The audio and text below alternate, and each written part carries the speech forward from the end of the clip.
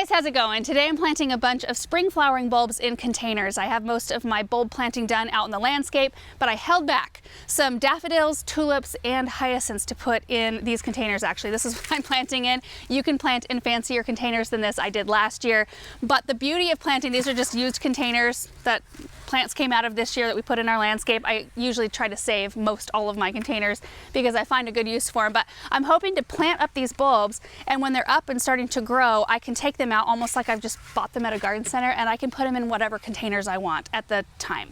That's kind of my thought process. Plus, when you're doing this method, last year I planted a bunch of bulbs in the most gorgeous unique stone containers, which are heavy concrete containers. When you've got them full of soil and they're moist and they're already concrete, they're incredibly tough to move around. So I'm hoping this method is just a little bit easier. It gives me more flexibility anyway. This process is really easy. You're basically just planting your bulbs the same way, same depth. If you can manage it, you can go a little bit less deep than the tag says. Like for most daffodils and tulips, they recommend 6-inch planting depth, which if you do that, so that means your bulb's going to be right about down in here. If you do that, you will have a stronger flower, stronger stem for it, but you can go a little bit less deep if you've got a more shallow container, and that's fine.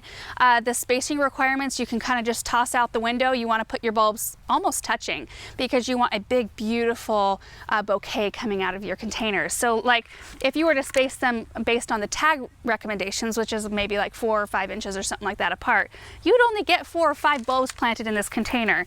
I'll probably get about 10, maybe 12 planted in a container this size, depending on the bulb size, and it'll be a really beautiful show. The thing about planting in containers is that moisture level is incredibly important. We're going to water them in today. If you live in a very wet, rainy climate, you're going to want to cover your pots, put a board over them, put plastic over them, whatever you can do to keep that extra moisture out, because bulbs can rot. That is not a problem in our area. In fact, we have to water ours supplementally through the winter, otherwise they will be so dry, because it's just so dry here, that the bulbs can desiccate. So it's just one of those things you have to adjust depending on where you live. They do need to maintain a temperature between 35 and 45 degrees Fahrenheit, which for us right now, I'm going to be keeping these outside in a shady spot because I think that they're going to maintain the coolest temperature possible. And then because we are heating our cold frame this winter, I'm actually going to be popping them in the Hartley. The floor's not done in there. It's not heated yet until this next spring, so it's kind of the perfect spot to keep these all together and hopefully keep the temperature down where we need them. For those of you who live in a more mild climate, you can still grow bulbs, but oftentimes you can't plant them in containers or in the ground. You have to pre-chill them yourselves, which means you need to get your bulbs and put them in a refrigerator. Some companies like Color Blends, which is where the yellow bagged tulips came from, I've got like 5 or 6 varieties there, which I'll talk about all the varieties as I plant them, but they will pre-chill your bulbs for you. So you can order your bulbs, they'll chill them and send them to you at the appropriate time. That's awesome. Unless you have an extra fridge in your garage, which some people do. That's nice to not have to take up space that way. But tulips and daffodils typically take 12 to 16 weeks of chill temperatures in order to form their bud to bloom properly. And then bulbs like hyacinths, 8 to 10 weeks. Bulbs like crocus and snowdrops, usually 8 weeks or so. So those are all things, you know, depending on where you live. We're in a zone 6, so typically we can leave ours out during the winter.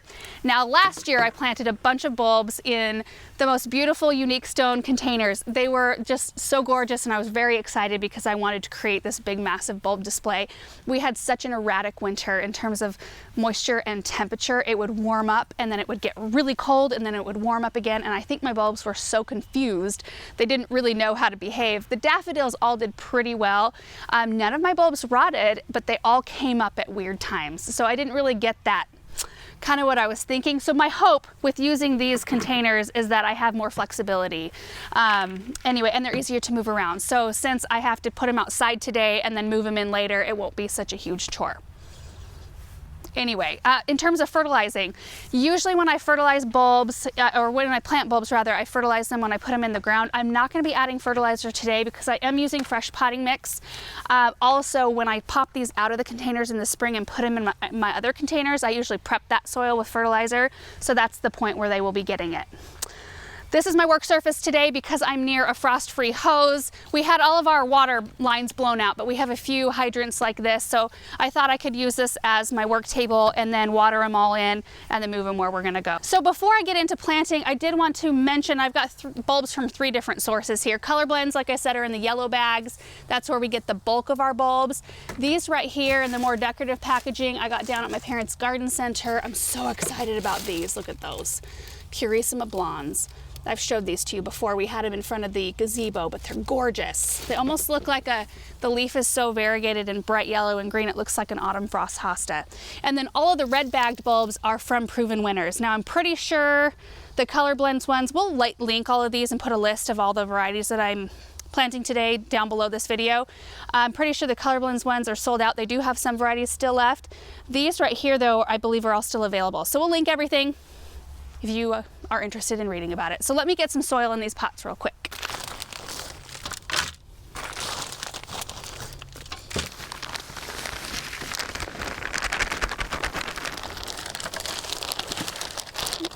I've got these all partially filled with soil, so you can see what that looks like right there. This is fresh potting mix, but if you have containers sitting out in your landscape that you want to plant your bulbs in and you had summer annuals in there, you can go ahead and clean out the annuals and the top layer of soil, put your bulbs in, and then top dress with fresh soil. That's totally fine. Our fall has been so mild that most of my pots still have annuals in them looking really good. So that's another reason why planting them in here kind of just makes sense for me this year.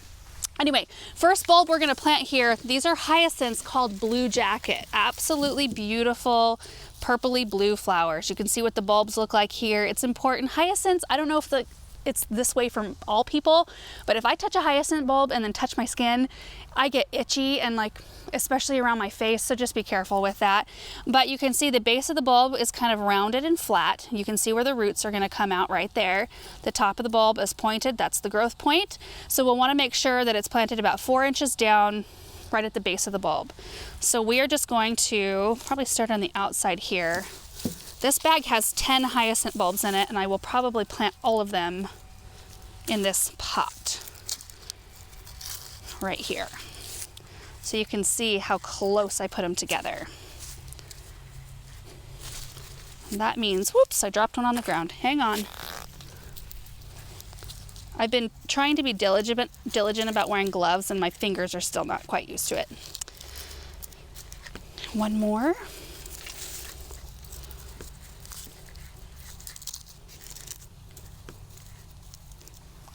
Just like that. No, that's not spaced, is it? Doesn't really matter that much. Okay, now I'm just gonna take more soil and put my layer on top. Want to make sure to leave a lip so that it's easy to water. And that is just about perfect right there. So let me get the second one done and we will move on to daffodils. 2, 4, 6, 8, 10. Okay. It is important, if you care about keeping your varieties separate, especially if you're planting them all in the identical containers, to label your plants. So these are actually, I cut these off the bottom of some longer stakes I used out in the cut flower garden earlier this year, and I'm only planting one variety of hyacinth, so I'm just gonna say hyacinth on that one.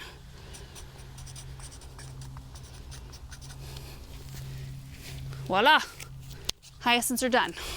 I've got 2 varieties of daffodils. One is called Mount Hood, which I've got 20 of those. Beautiful all white daffodil.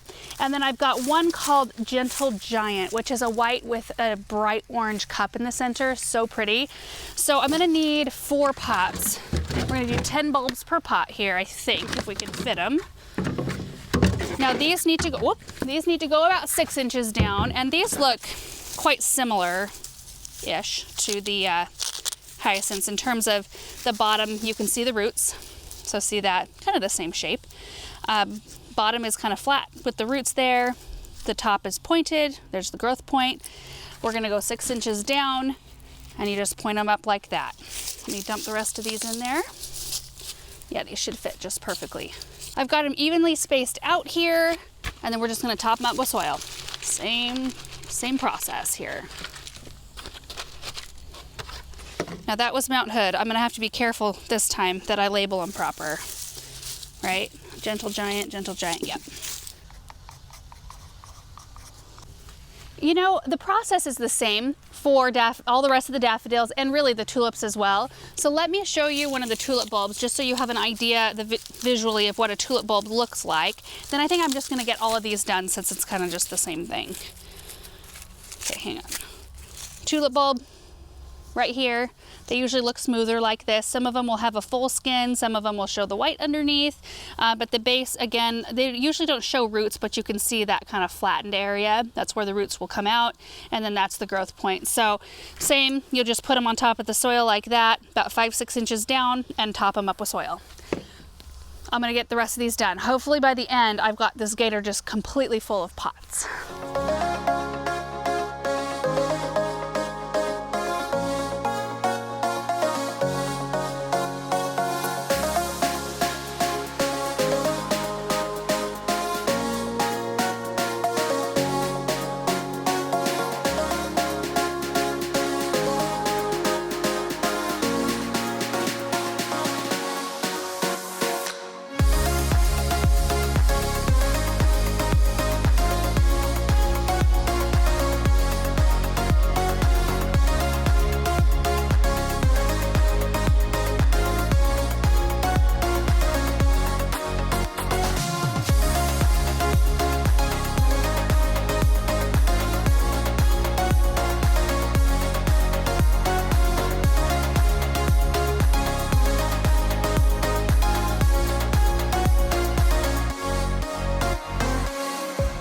All planted, 46 containers. I'm so excited about it, and I haven't watered them in yet, which I will do before we take them back behind the greenhouse, but I wanted to run through all the different varieties that I planted. We talked about a couple of them specifically, but the tulips that I have, because there are quite a few varieties. So starting with the ones I picked up at the garden center, because these came with really pretty pictures, which I'm sure we'll throw pictures up on the screen of all of these. But we've got Victoria's Secret right here, which is a parrot tulip, beautiful purple. Grows about 16 to 18 inches tall and blooms in the late spring. Then we've got this really interesting one. I don't know how I feel about these, honestly. I've never grown this kind of like ice cream. They look like a scoop of ice cream kind of tulip. It's called Vanilla Coupe. It'll be interesting. So I have 2 containers of this one, but kind of that mounding yellow look. Then we've got a couple of containers of Menton, which I've always loved this tulip. Just a really tall, so up to 26 inches tall, clear pink, very just striking and big blooms. And then there's the Fosteriana Purissima Blondes, which I already talked about. Love these. They actually, when they bloom, they're kind of a creamy color, and then they age to bright white, the blooms do. In terms of the Proven Winners bulbs, we talked about the 2 daffodils and the hyacinths, but the tulip set I got as well. There are 4 varieties. There's a red one called Parade, which they're all 4 of the varieties are a Darwin type, which are usually better at naturalizing. Some varieties of tulips don't naturalize very well, not like daffodils anyway. But there's Parade, which I'm excited to plant that one because although I don't put a lot of red in my garden, I'm planning on maybe using that one and another red one that they sent called World's Favorite. It's red with a yellow edge on the petal, but I thought it'd be fun to use those maybe in the relief nursery pots. Hang on, there's an airplane. I think we're like right in their flight path, maybe. Okay, I think it's far enough away now. Anyway, I thought it would be fun to use the Parade and the World's Favorite down at the Relief Nursery because their building is kind of a light blue, and I think that the red will shine. It will really pop against that color. And then there's Golden Parade, which is a mutation of the original Parade, the red Parade, and it's a bright yellow tulip kind of with a black base, kind of those classic tulips. I wonder if the Parade and Golden Parade are the tulips we see everywhere, like that were planted in the 60s and 70s that are still around, because a lot of the homes around here have those, and they are really good at staying around, and they are very bright and striking. The Golden Parades I will probably use here. And then the other one that I have is the Van Eyck, which is another type of Darwin tulip, kind of a pink, like a really bright pink, almost to the red side of pink, and it has really large blooms and kind of a little bit pointier on the top. And then from Color Blends, I got 6 different varieties of tulips, just 25 of each one of them. The first one is called Angelique, and that one is a double, kind of like the softest pink to white. They're just the most beautiful tulips. I have a little patch of them, kind of where my hellebores are planted underneath our lilac by our kitchen entryway. Anyway, I've just really enjoyed those, so I really wanted to add some more. I have one called Verachik. Anyway, I think it's part of the Pinatage blend that I planted behind the chicken coop. It is a really unique looking tulip, really great for cutting, really tall and really long petals. But the petals come out, they're very narrow and kind of wavy, so it's more of an open looking tulip, very kind of exotic looking, bright pink with a green stripe up the back. Then I've got some Akebanos, which I have around our angel statue, which is right behind me there. And they are a semi-double, huge flowers that are a soft yellow with kind of a pink red margin. And they seem to be in bloom for a really long time. I've enjoyed mine so much. And then there's Blushing Lady, which have really large blooms and kind of an exotic look to them shape-wise. Really soft yellow with pink. And then we've got Tom Pouce, which there's a daffodil named that as well, so it's a little bit confusing, but it's kind of a reverse in color from the Blushing Lady, the same yellow and pink, but this one is a little bit more punchy in color.